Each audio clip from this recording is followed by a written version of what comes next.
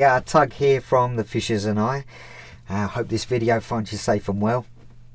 Welcome to my studio. This is Garden City Studio, and today I'm going to do a rundown of my pedal board for 2021.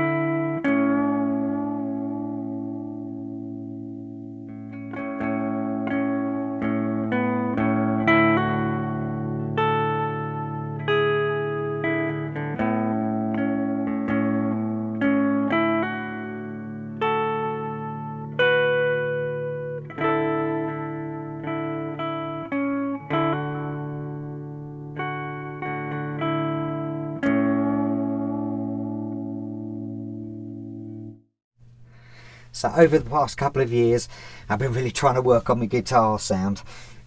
I think like most guitarists, we want to find our own voice and really trying to capture that sound we've got in our heads. Now it's led me down a huge rabbit hole of trying lots of different pedals out and experimenting, see what works best with the amps I've got and the different guitars I use. I'm going to do separate videos on the amps and the guitars I have, but so we're mainly focusing on the pedal board today. So I'll put up some pictures of some previous boards, and you'll be able to see how it's evolved over the time. So you'll see from the pictures just a few of the different pedals that I've experimented with. The problem was the more pedals I tried, the bigger the board got. And whilst it was great having lots of different sounds and flavours on the board, it just wasn't practical. At one point it reached an 80 by 40 centimetre board, and at gigs, for example, I just found it awkward to position the mic stand for singing. And plus we're not playing Wembley, we're playing venues with small stages, you know. So we're one step back, and I've got our drummer's kit up my arse. So when I designed this pedal board, I wanted to keep it as compact as I possibly could, whilst keeping as many of the tonal varieties and flavours. I wanted it to be versatile. I wanted to be able to bring it in here, write and record with it, as well as taking it out and playing live. Ultimately, I guess I chose the pedals that work best with my amps and the guitars that I use. And also I had to take into consideration our other guitarists. I think that's pretty important to mention. Steve, our lead guitarist, we'll go through his rig at one stage, but it was important, it needed to gel with his sound as well. So especially what's been happening over the last year or so, in and out of lockdown, obviously we've not been able to gig or rehearse most weeks, but it has given us a chance to sort of fine tune it over this last year or so. It's always a work in progress, I guess. Are we ever truly happy? There's bound to be another pedal that comes out and you think, oh yeah, I've got to try that, and we're all guilty of that. But all in all, I'm pretty pleased with it. So yeah, strap in, grab a beer, or whatever your tipple is, and if you're a guitar nerd and a pedal nerd like me, then I hope you enjoy it. It's the first time I've done a video like this, so I'll try not to waffle too much. But yeah, let's get going with it. So I thought it best to do a quick run through of the signal flow that you're hearing. I'm using my Fender Tele today. It's an American Performer. Obviously there it goes through my pedal board. Now I run a wet dry rig, or dual mono rig. The dry amp is the Tone King Imperial Mark II, and the wet amp is the Bugera V22. Now I've set up in as a room mic to try and capture it as I'm hearing it. Rhodes NT1A. You can see I've not sort of close mic'd, I've just set it up as a room mic basically. that's going through my interface, the Discreet 4 by Antelope Audio, through the DAW just as a line leveler. There's no processing, and then it comes back out of the interface with this funny little red cable into my phone. And there's the good old beer. So the board itself, MDF, got it to condense down to about 60 by 30 in the end. Now, it's not quite a Schmidt array board, but I did sort of design it with the hinge top so that I could still get access to the power fittings, but with the riser, what it does obviously is when it's down, it sort of cuts down half the pedal, so it really sort of space saved, which I think is a really good idea. Now I'll do more extensive video on the power supply, but what I deliberately designed it to be able to house extra power supplies. So the gig rig, whether you're familiar with it, the Time Lord's a higher milliamp output for power for pedals that need bigger power supply. I mainly had that one as a spare because as a writing tool what I use, quite often I'll run the guitar through the Digitech whammy, not so much the whammy side, but this part it tunes your guitar down different semitones, either higher or lower, so that's a really handy writing tool. Also I gave myself an extra output from one of the isolators, almost like a spare, so if I wanted to try out another pedal in conjunction with any of these, then it can be just added on basically at any stage. So that's where it's like really handy as a writing tool as well as a sort of recording tool. Now the flow itself, you'll see down here the guitar comes in at this point.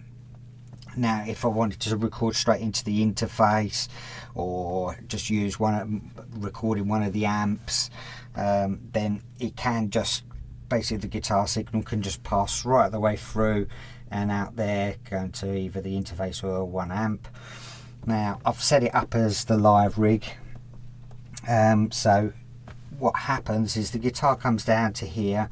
Because I run the wet dry system, I need to split the signal, so what I did is I channeled the signal through to number 5. Now from 5 it gets sent to the ABY box. Now channel B on that is going off to the dry amp, so the Tone King. Channel A comes back on itself, back to 5, and then carries on. So the lead that I've got in here at the moment goes off to the wet amp. Now, so pretty much all the drive sections and anything before 5 will go off, can potentially go off to both amps, but anything on 6, i.e. this top row of pedals, which is modulation, delay, reverb, looper, that goes just off to the big area, the wet side. So I hope that makes sense. Alright, enough gabbing, let's make some noise.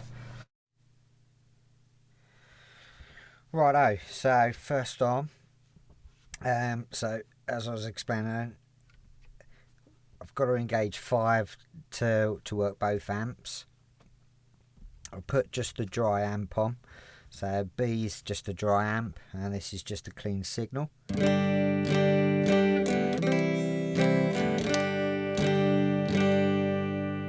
So as you can hear, it's pretty clean, the amp. I must admit I've had to heavily attenuate the Tone King and the Bugera. I've already had a text off the missus saying it's turn it down, and I don't really want to piss off the neighbours, so it's not at sort of volumes that I would gig at. Pretty quiet. So the first what I'll do is I'll put on the Tumnus, so that's into channel 3 there. It's not an always on pedal, but most of the time it's on.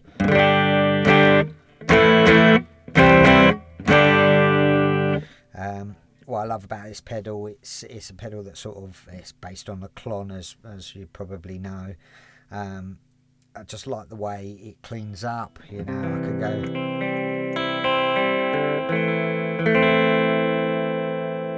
I can go pretty light picking and it sounds really nice clean. for digging. Obviously when the amp's louder, it pushes the tubes a bit more and breaks up a bit more. So that's just the clean side. Sorry, the dry sound, or the dry amp. What I quite often do is use the Bugera or the wet amp as like a boost, if you like, as just thickens up the sound a bit. Whether this will translate over YouTube and how we've got it set up, I'm not sure, but so off.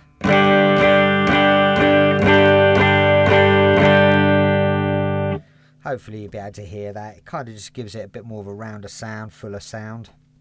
So quite often be playing one of our songs and then kick in that on a chorus perhaps. If I want a bit more welly, then I'll bring in the Beano boost, Analog.man Beano boost. That's on channel 1. So that's basically just pushing the signal a bit harder into the Tumnus, which sort of saturates that pedal a bit more. I've had to put that first in the chain because it really doesn't like the buffer before it. I think what I might do is do a video over the individual pedals and show you more how I use them and how I sort of set up my gain staging. Whether that's something that might interest you, obviously let us know in the comments. So yeah, basically the Beano's really just to boost for that bit extra.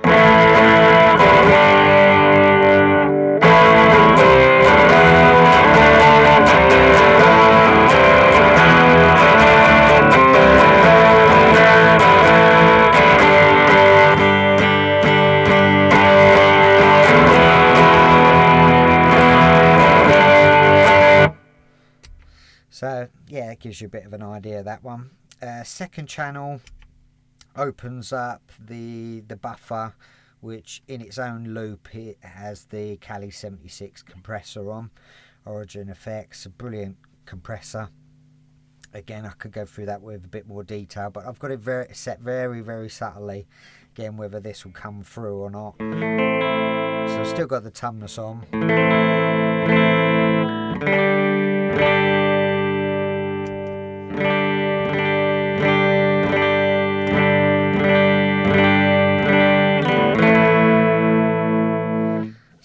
Whether that comes through or not, but basically to my ear what that's doing is again just giving it a bit more sustain. So on especially, not that I take many leads because our other guitarist is the lead guitarist, but now again I'll play a lead or a line that just needs a bit more compression and a bit more sustain on the notes, and it's a brilliant pedal for that. Best compressor I've tried. Yeah, really happy with that. Again, I can go through that in a more thorough video. The buffer, as I say, it's got the loop, but also coming off of the buffer is the pedal, the tuner pedal, sorry. So you see where now I hit a note. If I want to sort of on stage and I want to tune quietly, then it's still on, but I just press the boost button down and I can tune. Really, I quite like this pedal. Again, if I'm playing a different guitar, it might have hotter pickups. It's got capabilities of taking the level down. Again, as I say, I'll go through that more thoroughly in another video, perhaps, if anybody is interested.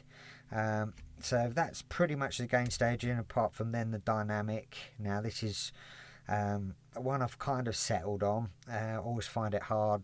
We're not a heavy band, but we do play some heavier riffs and what have you, so it's nice to have a distortion stroke fuzz on the board. And the Vertex one, this dynamic distortions, I quite like it. I tend to play it on the lead channel of the Tone King, so I'm just going to flip the channel over. So this is the clean sound of the lead channel on the Tone King. I'll just take, it's kind of more of a Fender tweed sound, but when I put on the distortion,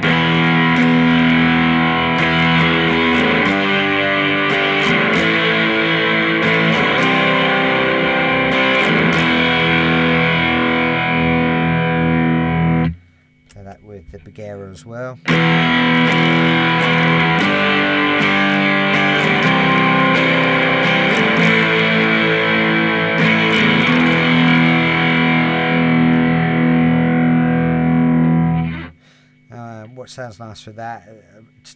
Even more of a saturated sound, sort of getting it more into fuzz territory. If I put the Tumnus on with it,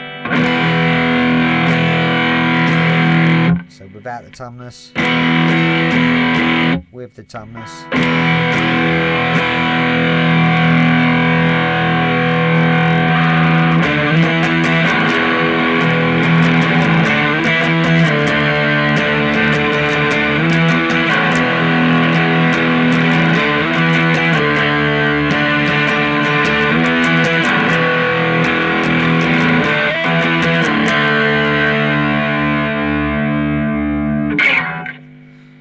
So it gives you an idea on that one. And then on to channel 6. So this is the top row of the pedal board. This is all the modulation, so from the Wampler. Phase 95, basically I've kept that on despite having phaser on the Wampler Terraform. As good a pedal as it is, and I use it more of a writing tool, so for giving it different flavours like flanger and univibe. I say the tremolo is really good on it, the harmonic tremolo is really good on it. The Phase 95 is just, it's got something to it. I just can't get the same sound out of the Terraform, so the Phase 95 has stayed on the board. Now, as I say, I'm not much of a lead guitarist, but when I do take a lead, I quite often use the Phase 95 as kind of a false wah sound, whether that makes sense. I think there's a few guitarists do it. So I put the Beano and this Beano and the Tumnus on. So this is a kind of like lead tone.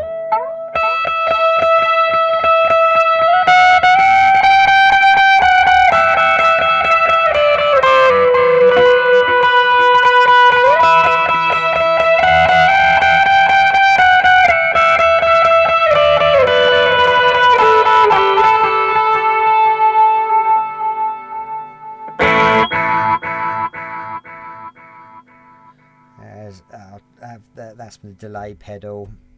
Nemesis is a brilliant delay pedal. That's pretty much every delay. It's a preset that I've got that I usually play on put on for leads. I'm no lead guitarist, but before Steve, our now lead guitarist, used to take a few leads when we was just a 3-piece. But yeah, this is the sort of sound. This is where I tend to put on the compressor as well, just to fill out the sound a bit more.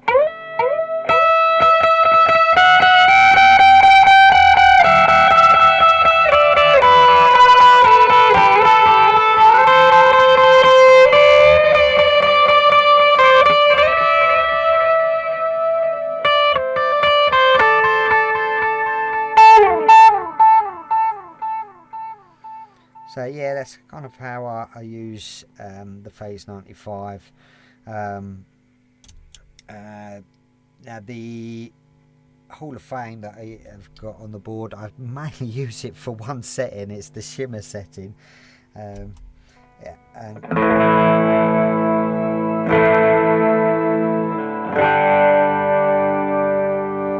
what's really cool, whether you know about the TC pedals or the newer versions, they've got this mash switch, so it's basically like an expression pedal built in.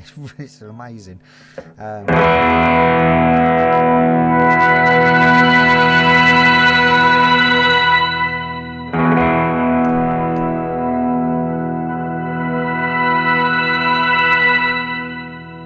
So really clever. It's pretty much the only setting I use, really. I don't really use too much reverb. The amps have got a tiny bit running on them, but other than that I don't really use reverb an awful lot. That's a particular song we use it. The looper pedal, obviously for practicing and noodling in here, then it's a really handy pedal. Obviously I'm sure you're aware what a looper does. Live, what we tend to do, I usually have, if we've got like a little synth pad or something that plays before a song or mid song, I can program it in and just have that running through there, press it on, let it play, and then come off on 6 to then kick in with the song, whatever it calls for. Anyway, I'll I'll play out with a little tune or something, and please like and subscribe, and hopefully you've enjoyed the video, and I'll hopefully see you soon.